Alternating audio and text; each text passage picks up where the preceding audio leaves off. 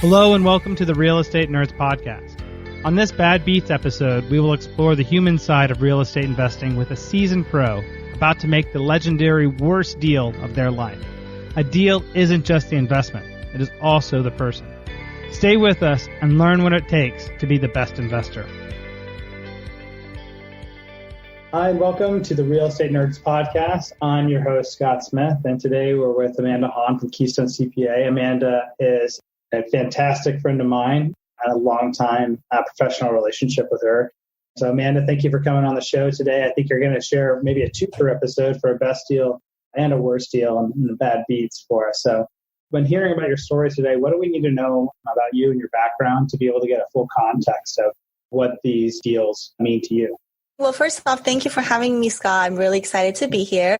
It's always really exciting to share stories that potentially help other investors. So a brief background on myself. I am a CPA, a tax advisor by day, and a real estate investor by night. What's unique about our firm, Keystone CPA, is that we specialize in working with real estate investor clients. So the vast majority of our clients are real estate investors, from flippers, wholesalers, syndicators, landlords, across the board. We were talking right before the podcast. I was saying, for my personal deals, fortunately, I haven't really had any extremely good or extremely bad deals that I've come across. But in my portfolio of various clients, I definitely have lots and lots of interesting stories to share. So today I've picked two. One that was a really good deal, both from an investment and tax perspective.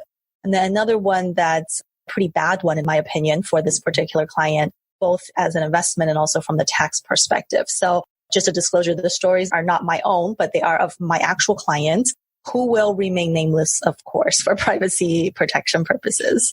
Yeah, absolutely. We can talk in generalities about these people, but we just can't dive into specifically who they are or other information that would allow anybody to identify them, right?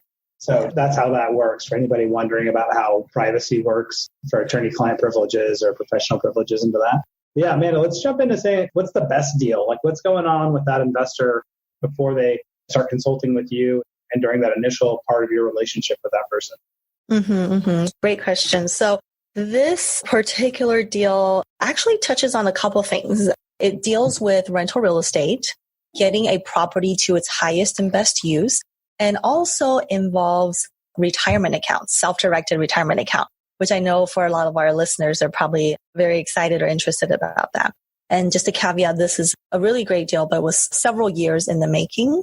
So I met these clients, we'll just call him John to keep it simple. So I met John at a real estate investment club locally here in Southern California. And at the time, he had some money in his Roth IRA. For those of you who don't know, money in the Roth IRA grows tax-free permanently for the account holder. So that means if you own rental real estate in there, rental income from cash flow, future appreciation, capital gains, all of that is tax-free permanently to the account holder. So this person came to me because they had some money in their Roth and they identified a piece of property kind of in a bad area in Los Angeles.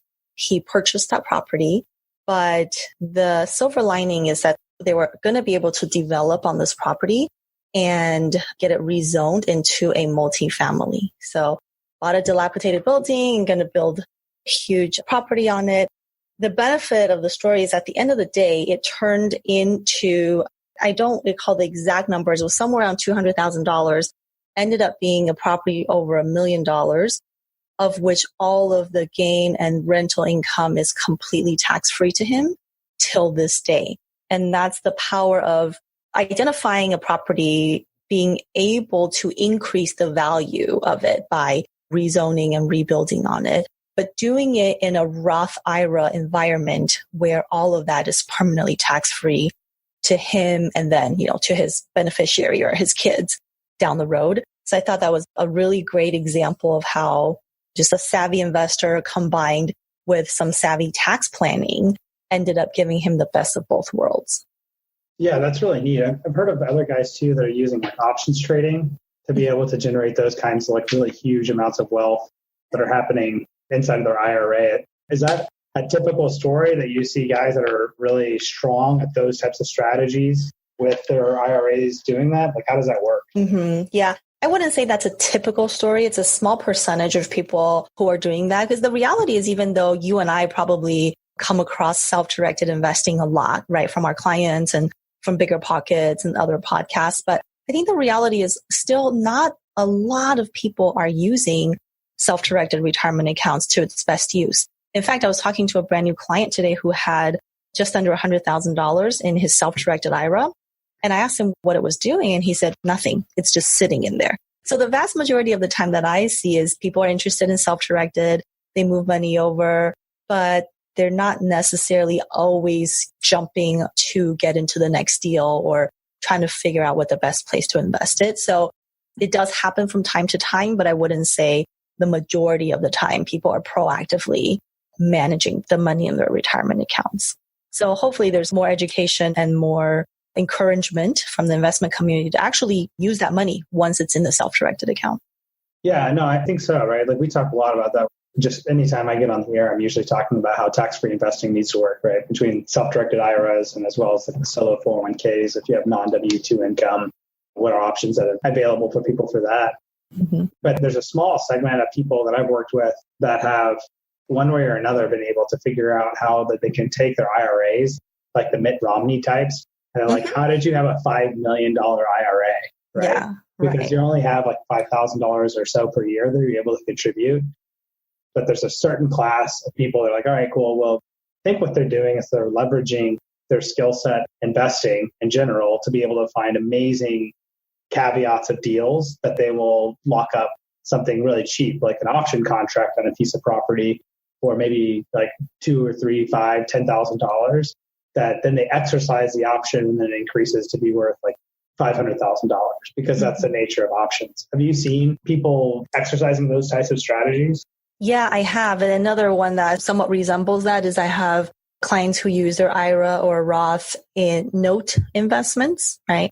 So if the buyer defaults on the note, now instead of holding a note for $20,000, now they own a $100,000 property, right? When they foreclose on the borrower. So we do see that. I mean, we haven't seen that as much in the last year or two, just because property prices in general. But that's something that we've definitely seen historically in terms of, like you said, how does someone get from 10,000 to 500,000 in their retirement account? But I think that what you said is exactly right. The key is in combining the power of the tax-free or tax-deferred money with what are your highest return or what are your best deals. So one of the things that we talk to clients about is for any of our planning clients, we want them to let us know before they pull the trigger on an investment. So if you're looking into syndications or crowdfunding or an options contract or a trust deed lending, we'd want to know because we want to know what is the expected return before you enter into the deal and what are the cash flows so we can kind of guide someone on what is the best source to deploy the funding for that. Like if it's something that's going to go from $1 to 100,000, then IRA or Roth will be perfect because outside of that, you might be paying hefty taxes. But the key is in knowing all that beforehand, right? If you already bought something and then you go to your CPA later and say, hey, I already bought this. Can I put it in my Roth IRA? Unfortunately, the answer is likely going to be no because that's already a done deal. Yeah, absolutely. I think that it's a lot of this stuff actually comes down into planning, right? Into what you're going to be able to do. Are you guys also working with like a lot of clients that are using the solo 401k options for what they're doing with their investing? Yes, I love solo 401k. It's one of my most favorite retirement vehicles. One of the things you mentioned earlier is for those who are self-employed or have earned income outside of their W-2 through an S Corp or an LLC or a partnership. Solo 401k is a really, really great vehicle. We prefer that over the self-directed IRA because it's just so much more powerful. You can fund over $55,000 or $54,000 into it. You can borrow from it. It could invest in leveraged real estate and all of that asset grows tax deferred. So it's the same vehicle as an IRA in that you can choose what you want to invest in terms of alternative assets like options and real estate and notes, but it's a lot more flexible and more powerful. So for everyone who is eligible for a self-directed 401k or a solo 401k, I definitely recommend they talk to their advisor about it because it is a great tool for tax savings year after year. Oh, that's awesome. typically it's just anybody that doesn't have W-2 income, right? If you don't have W-2, there's a way to channel it if you have non-W-2 income to be able to create a self-employment if you're doing it creatively. Yeah. So if you have W-2 income, it doesn't mean you're excluded from it.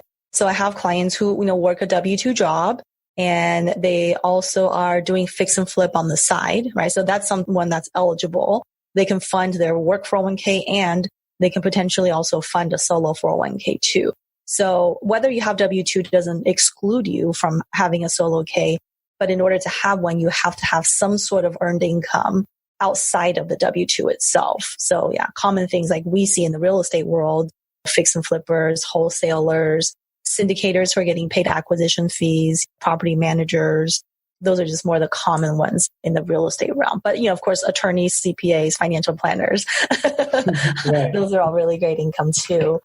Yeah, those are fantastic. I think that's a great point for a best deal is how you can take a really good deal and make it into something amazing is by putting it with your retirement instead of your retirement funds.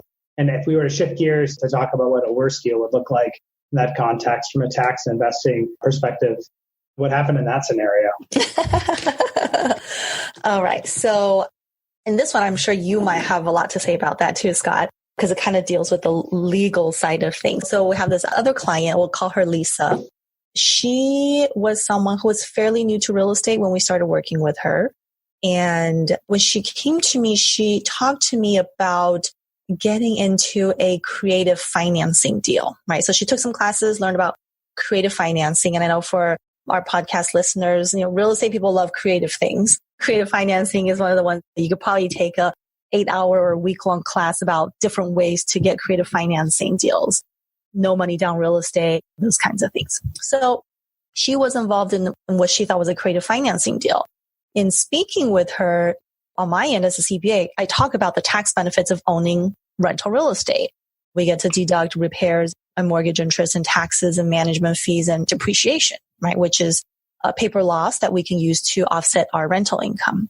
And all that sounded really great. And I was under the impression, as was Lisa, the creative financing deal she was involved in was essentially a seller financing, meaning that she was buying a property from the seller with no money down. It was going to be our property, and the seller was going to simply carry the note.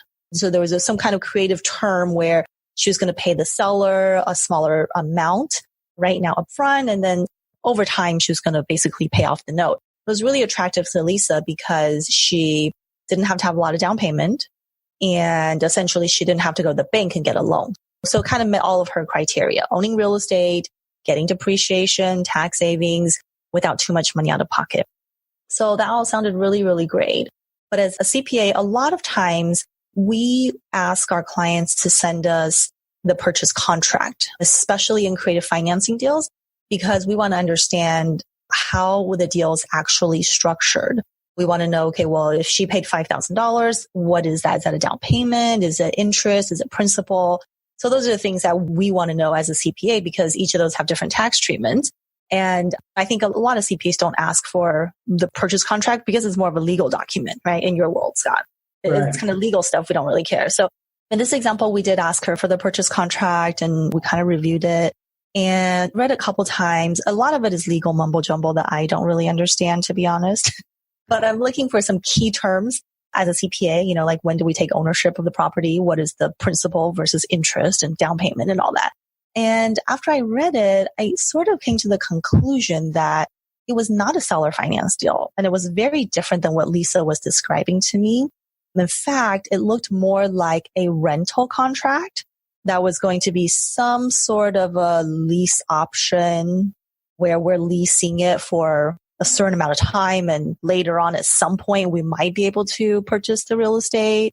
So it's sort of alarmed, and I talked to Lisa and said, this contract was just drafted by probably the seller with some kind of cut and paste here and there. It doesn't really reflect what you've told me verbally, which is we bought a property and all this. We're paying interest, and it doesn't mention any of that. It actually mentions that you're a tenant.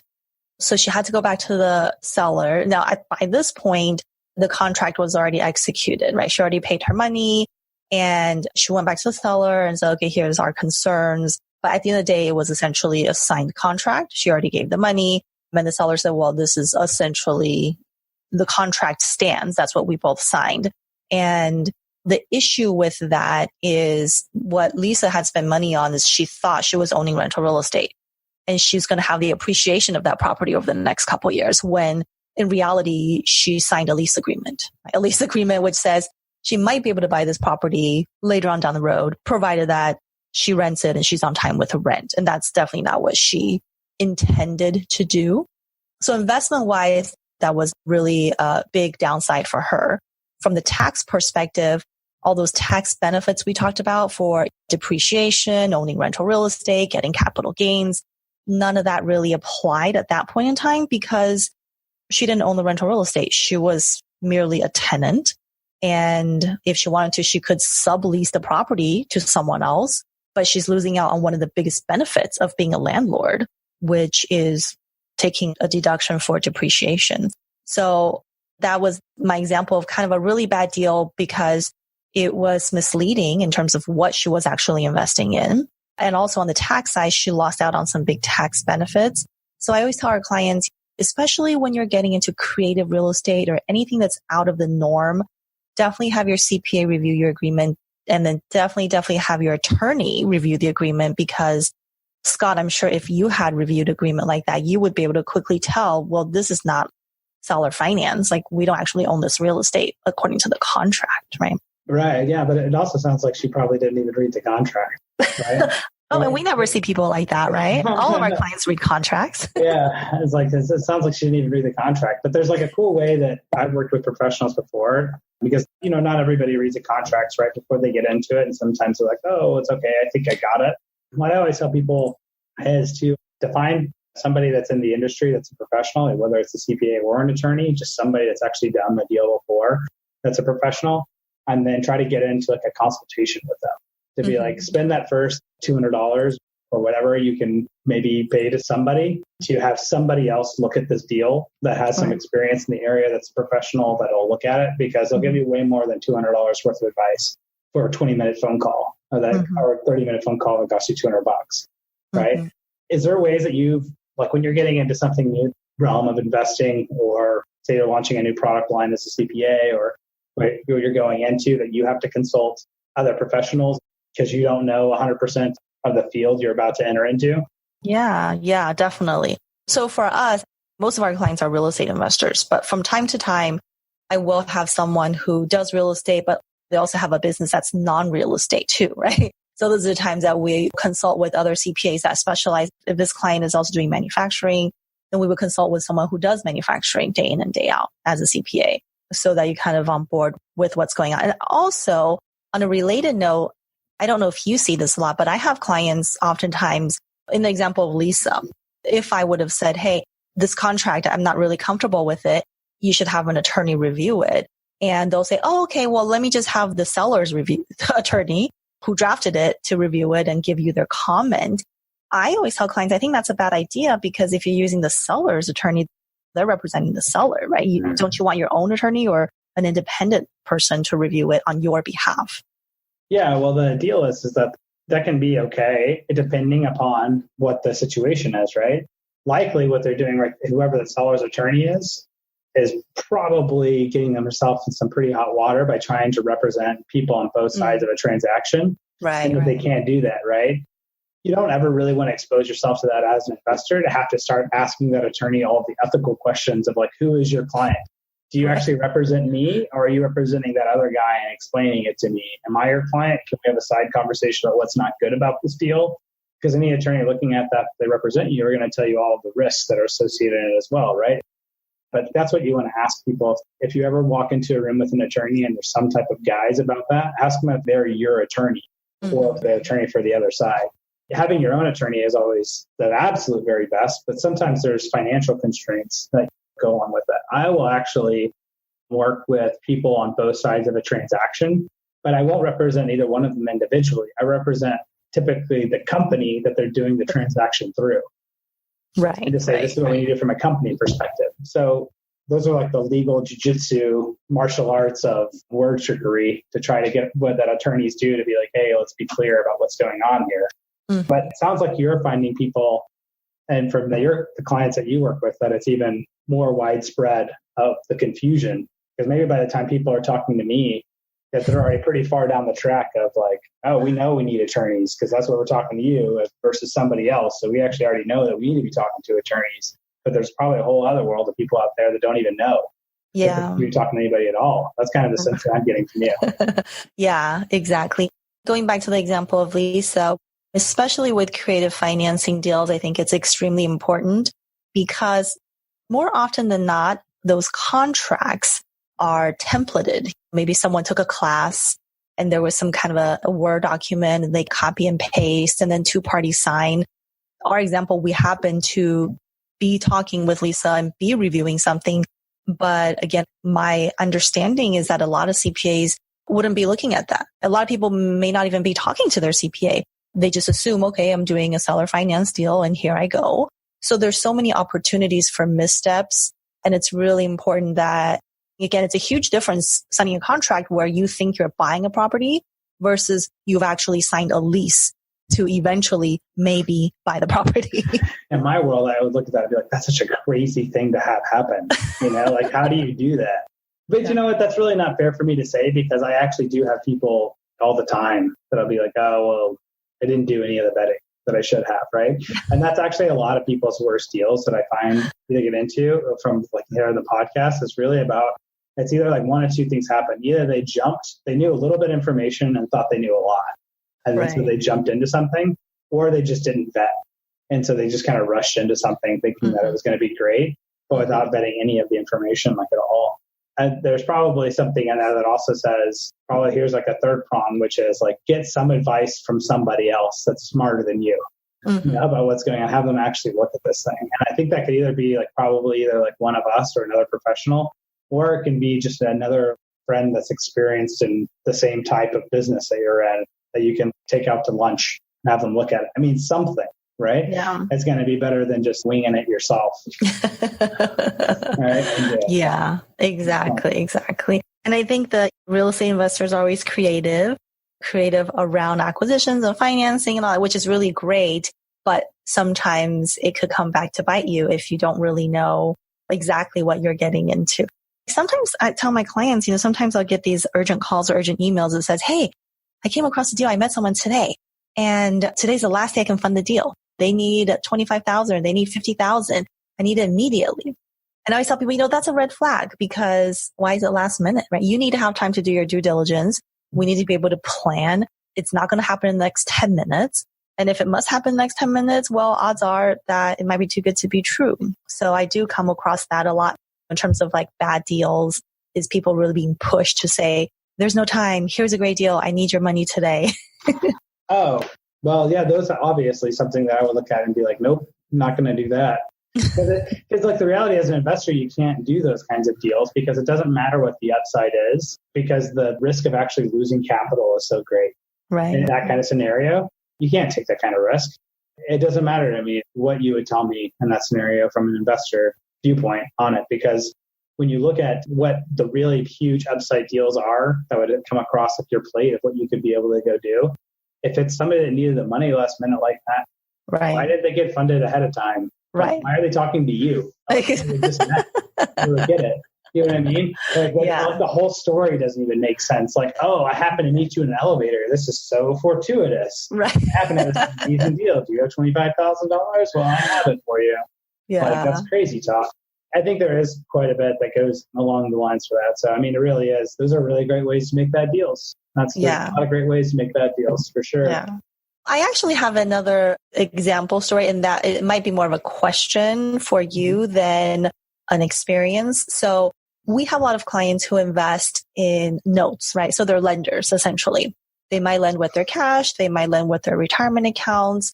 And there are often times when they are considering making a loan to someone or an entity under which the loan is not secured by any underlying assets. So as a CPA, I mean, it doesn't really make a whole lot of difference from a tax perspective because we hope to get interest income, maybe some sort of equity split down the road. And that's all great if everything works out. But one of my concerns when I talk to clients is always, okay, well, if it's not secured, then what's the worst case scenario? And why can we not have it secured or cross collateralized by some sort of asset or another? So I'm just curious, in your example as an attorney, in terms of protecting the client or protecting their capital, are there anything that you would do to help if the loan has to be unsecured, or that's what the borrower is saying? What are your recommendations for those types of investments? Yeah. So if we're not going to actually take a collateral piece for what the investment that we're going to make into it, then you have to ask yourself is like, what is the guarantees, right? The guarantee could be that this guy is like the most honest guy in the world, and I can trust him implicitly with this because like he is the second coming, and there's nothing that he's ever going to do that's ever going to do me wrong, right? Like, that's okay. I'll take that. But just know that that's what you're lending on, right? That you're giving him this money. So the question I typically ask people, I said, like, you would need to be able to feel comfortable giving that same person access to your bank accounts. Give them the login info to your bank accounts. And if you wouldn't trust them with that, then don't make a loan to them that's unsecured. To absolutely nothing. Right. What's the comparative? What's the comparison that you would have that's actually normal in life when you would ever allow somebody to do that? And then why are we thinking, do you know what I mean? Yeah, exactly. Right? Okay. So that's kind of where I would go with it, I think. I've had guys that have done deals where they will lend money into it where it's not secured by anything, but that it gives them like an option to purchase the asset or some other asset or purchase the deal at some future time, right? But then at least you're getting an option contract that you can exercise later. But these are like kinds of like strategies that if you find people that are first investors like ourselves are attorneys and CPAs, right? Like I think that we probably make like a pretty killer combination for a lot of investors in a lot of ways, because if you can come and show your attorney and CPA, if they're both in the same business you are and professionals, a deal that you're going to make a ton of money on, then really you can kind of kick it over to them to be able to say like, what do I need to do from here? Because then like our collective skill set is able to figure out, okay, here's how this deal needs to get structured. That's not going to be cheap, right? By any means to have other people figure it out, but you're playing the game of saying, I'm going to make so much money. I just need to make sure that this is going to work out the best way possible, right? And I get some clients that work like that too, right? Like I have a client I'm working with right now with an IRA deal that he did where he bought a piece, like a beneficial interest from an estate where he essentially is being able to wholesale a piece of property that he was able to lock up the rights to for $2,500. He's going to pay the estate back like $150,000 and then be able to sell it for $400,000. So that's like a really creative way of navigating a beneficial interest through it. Come to find out, though, there's all kinds of problems that we have to navigate with the custodian of the IRA because of how he set it up, getting into the deal ahead of time before he contacted me. So then now we have to go through all the custodian compliance. The underwriters in here are way too conservative for like what it is that he really needs them to do. So there's all kinds of problems that only happen after the fact, but that could have been thwarted by just being like, oh, Scott, here's $500. Let me know how I need to get into this real quick, And I've been like, all right, cool. This is what we need to structure, put in place, blah, blah, blah, blah. Yeah, right? exactly. I think from my perspective too, the biggest issue too that I see is not planning before implementing, right? I talk to people about that all the time on a weekly basis. Like, okay, well, you could have avoided this problem if you would have talked to someone before you did it. And that could have been a 5-minute conversation or a 3-minute conversation. And it's the slightest differences, buying it in this S Corp versus an LLC or having the income paid to an S Corp versus your individual name. So very small things that have a huge tax impact on my end. I'm sure you see this too. One of the most common mistakes I see all the time is people form legal entities, right? Because we recommend it or because the attorney recommends it. So you're in real estate, you need a legal entity for tax savings, you need it for asset protection. So great, we form these entities. And then the entities kind of sit in a binder on a shelf. And then a year later, it's like, what happened to the entity? Oh, well, there it is, but I'm not using it. No, it's a beautiful entity. They ordered it straight off of Legal Zoom. It came with a nice colored gold print on the front of it. It's well bound. I literally had somebody tell me that in the meeting the other day, like, oh, are you going to prepare like this super nice binder for us with all tabbed down and everything? I was like, no, that is not the way real legal work happens. That is not it at all. It's like we're worried about like, do things hold up? Do they work? Do they accomplish what they need to do? if you're getting like stickers on your legal work and glitter on it, you should probably be like, these probably are appealing to people that are different than serious investors. So I think we're just about out of time here, Amanda, but I just wanted to thank you for coming on the show. And if anybody wants to get in contact with you, what's the best way for them to do that? Yeah, our website is www.keystoncpa.com. That's KEYSTONE CPA.com. We have a lot of great free downloadable products and ebooks, so I invite you to check those out. We also have a book that was published by Bigger Pockets. It's called Tax Saving Strategies for the Savvy Real Estate Investor, and you can get that on biggerpockets.com or on Amazon. So check those out. Awesome. Thanks, Amanda. And as always, this is your host, Scott Royal Smith with Royal Legal Solutions. And this was the fantastic episode, I think, with doing a best deal and a worst deal for the Real Estate Nerd podcast. Thanks, everybody, for joining in today. And we'll see you next time around. That's all for this Bad Beats episode. I'm your host, Scott Royal Smith, with the Real Estate Nerds podcast. Did you see yourself in any part of that story? I know I did. If you enjoyed the show, leave a review to help clue in the sleeping masses of what they need to know and what we all need reminders of. Do your good deed for the day. Thanks, and I'll see you again soon.